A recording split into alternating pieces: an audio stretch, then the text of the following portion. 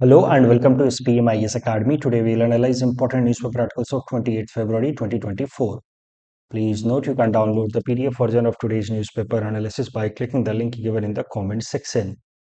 This is the list of the topics that we will be covering from today's newspaper. First topic is about appointment of new Lokpal. This topic is important from our syllabus GS paper 2 Indian polity point of view.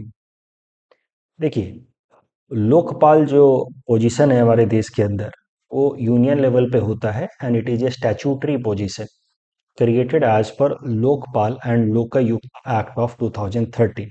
तो union level पे जैसे लोकपाल होते हैं, state level पे लोकायुक्त होते हैं and these are statutory bodies. Statutory bodies मतलब body that has been created as per a law. तो ये लोकपाल या लोकायुक्त हैं क्या और इनकी क्यों जरूरत पड़ी, जिसको फिर बनाया गया 2013 में with help of this law, वो भी जरा समझते हैं। देखिए, भारत के अंदर करप्शन के कई सारे केसेस सामने आ रहे थे साल 2011 onwards. 2G corruption, commonwealth game scams और Coalgate scandal and all things were coming up. इसके कारण फिर एक मूवमेंट स्टार्ट हुआ जिसका नाम था India against corruption movement and that was led by Anna Hazare and Arvind Kejriwal and all. तो उस टाइम में ये जो इंडिया अगेंस्ट करप्शन मूवमेंट था, इसका मेन डिमांड यही था कि एक ऐसी बॉडी बनाई जाए, एक ऐसा संस्थान बनाया जाए जो किसी भी लेवल के इंस्टीट्यूशन को इन्वेस्टिगेट कर पाए अगर करप्शन के मामले हुए तो। क्योंकि 2011-12 तक जो हमारे देश के अंदर करप्शन को इन्वेस्टिगेट करने वाली एजेंसीज थी, आज भी हैं, जैसे सीबीआई या सीबीसी, इनका ज्यूरिडिक्शन काफी लिमिटेड है। They can not investigate ministers, union level के एग्जीक्यूटिव्स को they can not directly investigate, क्योंकि इनको ओवरऑल इनका सुपरविजन ही एग्जीक्यूटिव्स करते हैं। So once CBI and CBC, when they are supervised by the executives themselves, how can you expect कि CBI या CBC will make any investigation, and that too fair investigation of corruption charges if any arises against such executives? क्या आप सोच सकते हैं ऐसी बातें सामने आ रही थी कि CBI या CBC प्राइम मिनिस्टर के अगेंस्ट भी इन्वेस्टिगेशन कर पाए या किसी अदर काउंसिल ऑफ मिनिस्टर्स के अगेंस्ट इन्वेस्टिगेशन कर पाए? ऐसा नहीं कर पाएंगे, because they were termed as caged parrot as per Supreme Court itself. कि they are तो caged parrot, they dance on the tunes of the government itself. So how can they investigate any cases of corruption against the government? तो ये सारी ideas चल रही थी India against corruption movement के दौरान, और स्ट्रॉन्ग डिमांड उठा कि एक अलग से इंडिपेंडेंट ऑटोनोमस इंस्टीट्यूशन बनाया जाना चाहिए which should have jurisdiction to investigate even the prime minister office at the union level, and state level पे should have power and jurisdiction to investigate even the chief minister office if the case of corruption arises. और फिर इसी idea से guided होकर के Lokpal and Lokayukta act लाया गया साल 2013 में, जिसकी मदद से फिर लोकपाल बनाया गया at union level and Lokayukta बनाया गया at state level in order to curb corruption even at the top most level. तो अगर लोकपाल के स्ट्रक्चर की बात करें तो लोकपाल जो इंस्टीट्यूशन है उसमें एक चेयरपर्सन होते हैं, उसके अलावा there are 8 members. Out of this 8 members, 50% of the members should come from judicial background and remaining 50% members should be from SC, ST, OBC, minority या वुमेन। तो इनमें से 4 लोग तो इस कम्युनिटी को रिप्रेजेंट करने चाहिए, या तो SC, ST, OBC, minority या वुमेन हो, और बाकी के 4 लोग जो हैं वो जुडिशियल बैकग्राउंड के होंगे। टोटल 8 लोग होंगे लोकपाल के मेंबर, और लोकपाल के एक चेयरपर्सन होंगे। The chairperson of Lokpal should be either the former chief justice of India और फॉर्मर जज ऑफ द सुप्रीम कोर्ट, और an eminent person with special knowledge and expertise of minimum 25 years of anti corruption policy। तो कोई supreme court के जजेस के अलावा भी कोई बन सकता है लोकपाल का चेयरपर्सन, लेकिन उस इंसान के पास एक्सटेंसिव एक्सपीरियंस होना चाहिए एंटी करप्शन पॉलिसीज का। तो इस तरीके से लोकपाल एक कॉन्स्टिट्यूशन, एक एक पूरा का पूरा स्ट्रक्चर, एक इंस्टीट्यूशन बनाया गया। The judicial member of Lokpal जो है they should be either farmer जज ऑफ द सुप्रीम कोर्ट और the former chief justice of the high court. तो ये जो जुडिशियल बैकग्राउंड के लोग हैं, ये या तो सुप्रीम कोर्ट के रिटायर्ड जजेस होंगे, नहीं तो हाई कोर्ट के चीफ जस्टिस होंगे। और जो बाकी के ये जो SC ST OBC माइनॉरिटी या वुमेन कम्युनिटी के मेंबर्स हैं, they should also have some sound background in the field of anti corruption.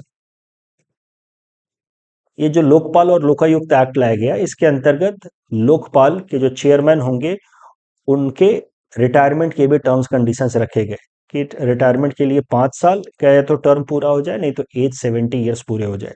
Appointment के लिए एक सिलेक्शन कमिटी होगी।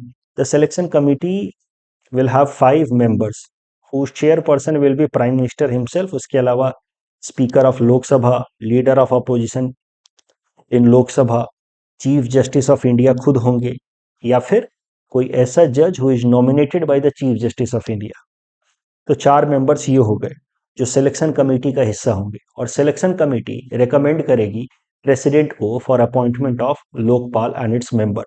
एक 5वां मेंबर भी है, एन एमिनेंट ज्यूरिस्ट, कोई भी एक ऐसा इंसान जिसको जुडिशरी और एंटी करप्शन के फील्ड में एक्सपीरियंस हो, वो 5वें मेंबर होंगे। The eminent jurist will be nominated by the president but on the basis of recommendation made by these 4 members, and these 4 members must recommend a name on the basis of consensus.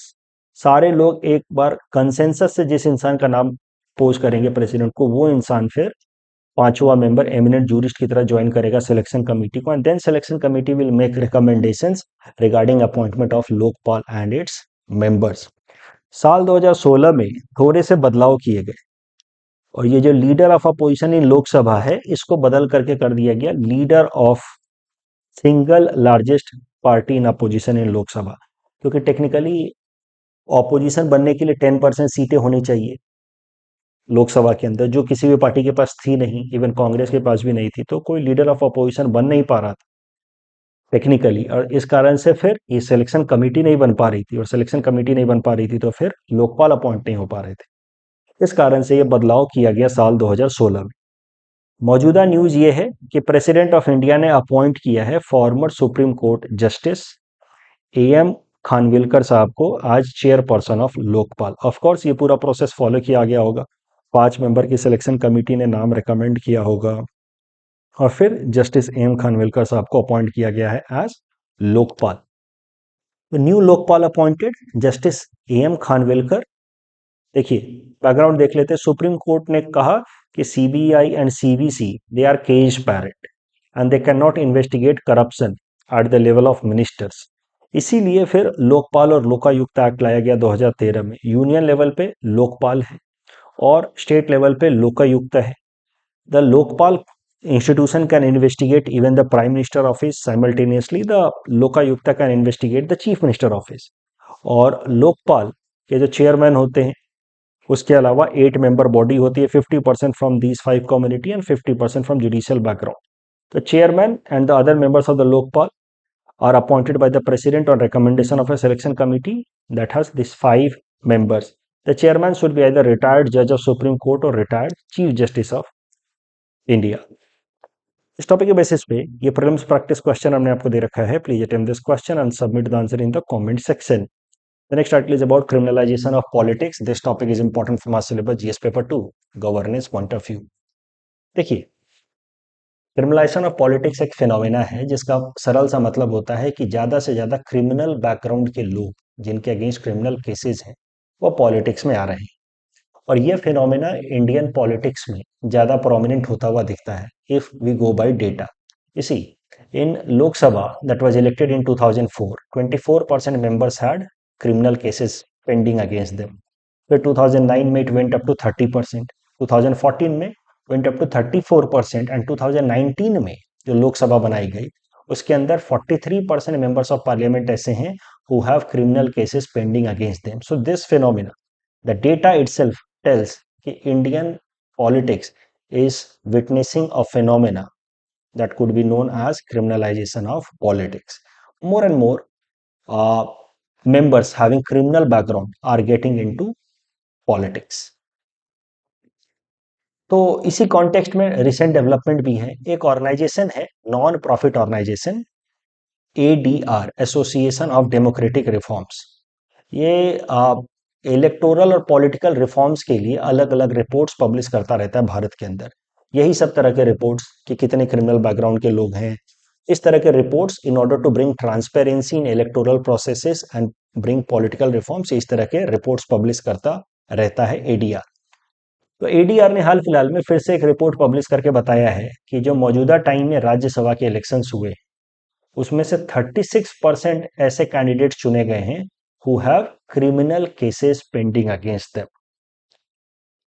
ये जो criminalisation of politics phenomena है, इसको लेकर के supreme court ने कई सारे फैसले सुनाए इन ऑर्डर टू लिमिट और even prevent the phenomena of criminalisation in politics. For example, एक सबसे प्रोमिनेंट केस था साल 2002 का union of India versus ADR. इसमें सुप्रीम कोर्ट ने कहा हर एक पॉलिटिकल पार्टी को कि आपको अपने अपने पार्टी के अंदर जितने भी कैंडिडेट्स को आप टिकट दे रहे हैं, उन कैंडिडेट्स का क्या ट्रैक रिकॉर्ड है, क्या उनके अगेंस्ट कोई क्रिमिनल केसेस पेंडिंग है, वो सब कुछ बिल्कुल ट्रांसपेरेंट तरीके से आपको अपने वेबसाइट पे और अलग अलग सोशल मीडिया प्लेटफॉर्म पे मेंशन करना है। साथ ही साथ अगर किसी ऐसे कैंडिडेट को आप टिकट दे रहे हैं जिसका कोई क्रिमिनल बैकग्राउंड है, तो आपको साथ ही साथ ये भी जस्टिफाई करना है कि आप उसको टिकट क्यों दे रहे हैं। And winnability can not be cited as a reason. ये आप ये नहीं कह सकते कि सर इसके जीतने के चांसेस ज्यादा हैं इसलिए हमने इसको टिकट दिया है। तो इस तरह के आदेश दिए सुप्रीम कोर्ट ने पॉलिटिकल पार्टीज को। वो बात अलग है कि this direction was not implemented in a stringent manner till 2020. 2020 से election commission has been forcing और asking the political parties to stick or adhere to the directives of the Supreme Court given in the year 2002.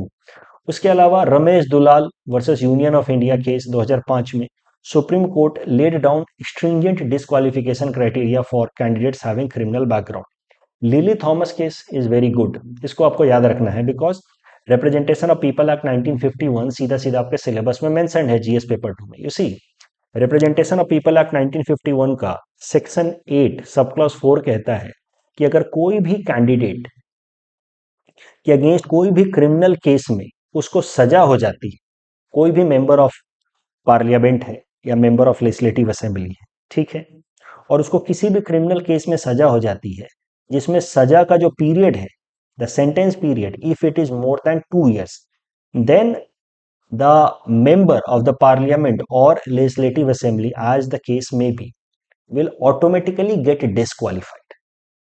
सरल भाषा में कहें तो if a member of parliament or member of legislative assembly is convicted in a case where the sentence is of period more than 2 years, then that will automatically lead to disqualification of the member from the respective house as per section 8 subclause 4 of representation of people act. लेकिन जो criminal background के politicians थे उन्होंने इसका loop hole निकाल लिया था। वो क्या करते थे कि एक कोर्ट से उनको सजा हुई, वो हायर कोर्ट में जाकर के अपील कर देते थे और हायर कोर्ट से जाकर के स्टे ऑर्डर ले आते थे। तो जैसे ही अपील हो जाता था, स्टे ऑर्डर हो जाता था, फिर वो डिस्क्वालिफिकेशन से बच जाते थे। तो सुप्रीम कोर्ट ने लिली थॉमस केस में साफ साफ इंस्ट्रक्शंस दी है। Supreme court interpreted section 8 sub clause 4 of representation of people act 1951। उसमें उन्होंने कहा सुप्रीम कोर्ट ने कि अगर आपको सजा हो जाती है किसी भी ऐसे केस में जिसमें आपको 2 साल से ज्यादा ज्यादा की सजा हुई है, उसके बाद अगर आप हायर कोर्ट में जाकर के अगर आप अपील भी करते हैं तब भी आप डिस्क्वालीफाइड हो जाएंगे। बाद में भले हायर कोर्ट में जो भी फैसला है, but you will be disqualified then and there itself. तो this is how Supreme Court tried to close the loophole that were being used by the convicted member of parliament and legislative assembly to avoid disqualification. Again, People's Union for Civil Liberties versus Union of India में Supreme Court asked Election Commission to bring the none of the above option. अगर सारे के सारे candidates criminal background के हैं तब क्या करेंगे? तो किसी को भी ना चुनने का एक ऑप्शन होना चाहिए। This directions was given by the supreme court to the election commission in this particular case. इस टॉपिक के बेसिस पे इस तरीके का प्रश्न पूछा जा चुका है यूपीएससी मेंस में कि इतने सारे जजमेंट्स के बावजूद भी क्यों क्रिमिनलाइजेशन ऑफ पॉलिटिक्स एक phenomena is still on the rise. तो आपको पहले डेटा बताना होगा कि देखिए बिना डेटा के योर आंसर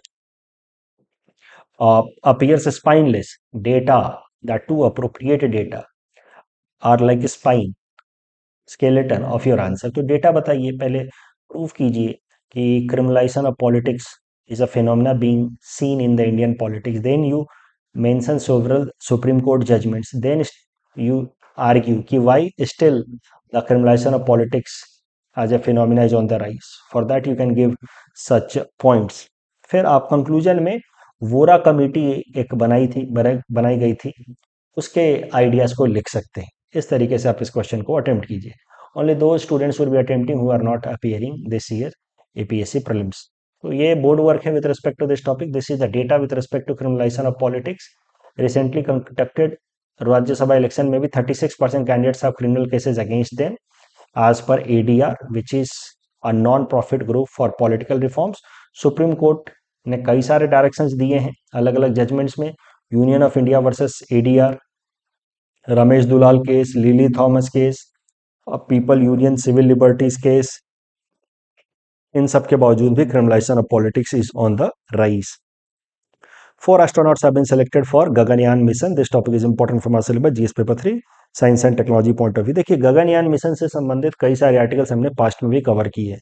गगनयान मिशन के अंतर्गत एक इस तरीके का ऑर्बिटल बनाया जाएगा, ऑर्बिटल मॉड्यूल, जिसमें 4 एस्ट्रोनॉट्स वो उनको प्लेस किया जाएगा. इन ऑर्बिटल मॉड्यूल्स के अंदर 4 एस्ट्रोनॉट्स को प्लेस किया जाएगा and this orbital module will be put in the space in lower earth orbit at a height of about 300 to 400 kilometre with help of launch vehicle GSLV Mach 3, जिसको आजकल LMVV कहते हैं.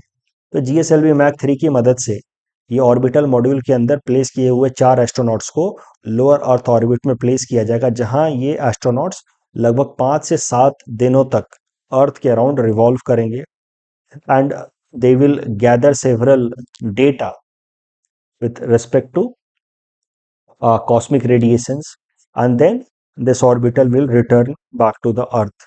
ये होगा Gaganyaan mission. If Gaganyaan mission becomes successful, then India will become 4th country in the world to send humans to the space after US, Russia. रसिया मतलब USSR के time में, US, USSR and China. Current news ये है. देखिए Gaganyaan mission तो काफी time से हम लोग डिस्कस कर रहे हैं, इसको लेकर के कई सारे डेवलपमेंट्स हुए हैं. मैंने आपको बताया कि एक ह्यूमन लाइक रोबोट भी बनाया गया है, व्योम मित्र, जिसको भेजा जाएगा पहले स्पेस में, स्टडी किया जाएगा कि उसके ऊपर क्या इम्पैक्ट पड़ रहा है, तब जाकर के बाद में अपने एस्ट्रोनॉट्स भेजे जाएंगे. अभी न्यूज ये निकल करके आई है कि हमारे प्रधानमंत्री जी ने अनाउंस कर दिए हैं वो 4 एस्ट्रोनॉट्स या पायलट्स के नाम जो गगनयान मिशन के अंदर जाएंगे. पहले ऐसी खबरें आ रही थी कि 4 में से एक विमेन होंगी, बट ऐसा कुछ नहीं है. 4 एस्ट्रोनॉट्स के नाम अभी अनाउंस हो गए हैं. Designate 4 astronauts designate for Gaganyaan. They are group captain Prashant Balakrishna Nair, group captain Ajit Krishnan, group captain Angad Pratap and wing commander Shubhanshu Shukla. ये चारों जो है इंडियन एयरफोर्स से रिलेटेड हैं and they were training for this Gaganyaan mission in Russia as well. अगर थोड़ी सी हिस्ट्री में जाया जाए तो आपको वैसे ये पता ही होगा कि 1984 में wing commander Rakesh Sharma became the first Indian in space when he flew to Salyut 7 space station which was established by Soviet Union. तो ये बातें हैं बोर्ड वर्क पे मैंने सब लिख करके दिया है सो दैट आप नोट्स बना पाएं. कभी कभार मैं बोर्ड वर्क नहीं दे पाता हूं बिकॉज ऑफ पॉसिटी ऑफ टाइम, तो प्लीज उस दिन आप लोग खुद से बोर्ड वर्क कर लिया कीजिए. Sangeet Natak Akademi awards. This topic is important from our syllabus GS paper 1 art and culture point of view, also important from our syllabus GS paper 5 Assam issues point of view. देखिए संगीत नाटक अकादमी भारत की नेशनल अकादमी है for music, dance and drama. इसको बनाया गया था as a resolution of ministry of education in the year 1952. इसके पहले chairman थे डॉक्टर पीवी राजमन्नार साहब. Now the Sangeet Natak Akademi works as an autonomous body under ministry of culture.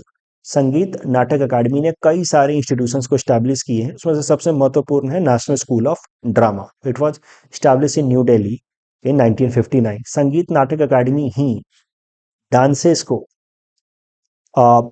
Classical dance का tag देता है. तो अलग अलग तरह के डांसेस हैं भारत के अंदर, several dance forms are there. उनमें से कौन से डांस फॉर्म को क्लासिकल डांस कहा जाएगा वो टैग संगीत नाटक अकादमी ही देता है. तो currently 8 dances in India are categorised as classical dances of India. Bharatanatyam from Tamil Nadu, Kathak from north India specially Uttar Pradesh, Kathakali from Kerala, Kuchipudi from Andhra Pradesh, Mohiniyattam from Kerala, Odissi from Orissa, Sattriya dance from Assam and Manipuri from Manipur. 8 classical dances recognised by Sangeet Natak अकादमी। संगीत नाटक अकादमी द्वारा awards दिए जाते हैं। 3 मेन अवार्ड्स हैं। Sangeet Natak Akademi fellowship, this is the highest honour that is given by Sangeet Natak academy to a writer. अगर उनको fellowship मिल जाता है तो it is considered to be the highest award by Sangeet Natak Akademi. फिर Ustad Bismillah Khan Yuva Puraskar, it is given to the artist who are below the age of 40 years, artists in the field of music, dance and drama. And then we are having the most broader category award, that is Sangeet Natak Academy Award. इसमें artist from music, dance, theatre, puppetry, इन सब के artist को recognise किया जाता है और संगीत नाटक अकादमी अवार्ड्स दिए जाते हैं। हाल फिलहाल में न्यूज ये निकल करके आ रही है कि 12 आर्टिस्ट, ओवरऑल तो 84 आर्टिस्ट को संगीत नाटक अकादमी अवार्ड्स दिए गए हैं फॉर द ईयर 2022 एंड 2023। 2022 और 23 के लिए एक साथ दिए गए हैं संगीत नाटक अकादमी अवार्ड्स लगभग 84 आर्टिस्ट को। 12 आर्टिस्ट आसाम से हैं, उसमें से कुछ को 2022 के लिए मिला है, कुछ को 2023 के लिए मिला है। अब सारे लोगों के नाम तो आप रट नहीं सकते, लेकिन आने वाले प्रीलिम्स के लिए याद रखिए कि Sangeet Natak Akademi award for the year 2023 has been given to Bhaben Barbayan for Sattriya dance, and Sangeet Natak Akademi fellowship which is also known as Akademi Ratna has been given to Dulal Roy. ये है again board work for notes making purpose. ये जो topic हमने अभी cover किया, इस पे UPSC ने साल 2009 में ये प्रीलिम्स में क्वेश्चन पूछा था। Please attempt this question and submit the answer in the comment section. Pollution to curb wild life trafficking, अभी वो लोग पेपर बना रहे होंगे एपीएससी प्रीलिम्स का, मोस्ट प्रोबेबली ऐसी एक्सपेक्टेशंस हैं, मतलब गेस है। तो इस टाइम में छोटे मोटे जो टॉपिक्स हैं जो न्यूज में चल रहे हैं वो भी इंपॉर्टेंट हैं, क्या पता सीधा सीधा एग्जाम में दिख जाए, इसीलिए सब छोटे छोटे टॉपिक्स में हम लोग कवर करते चलेंगे। देखिए, दिल्ली में एक मीटिंग कराई गई है, regional investigative and analytical case meeting on exotic species. इस मीटिंग को कराया है सीबीआई ने इन एसोसिएशन विथ इंटरपोल। तो नाम से जैसा आपको पता चल रहा है, रियासिम, RIACM, on exotic species, regional investigative and analytical case meeting on exotic species trafficking। इस मीटिंग के दौरान India, Bangladesh, Thailand, Malaysia and Indonesia, इन 5 देशों ने मिलकर के आपस में एक अग्रीमेंट किया है in order to work in coordinated manner to prevent wild life trafficking amongst these 5 countries.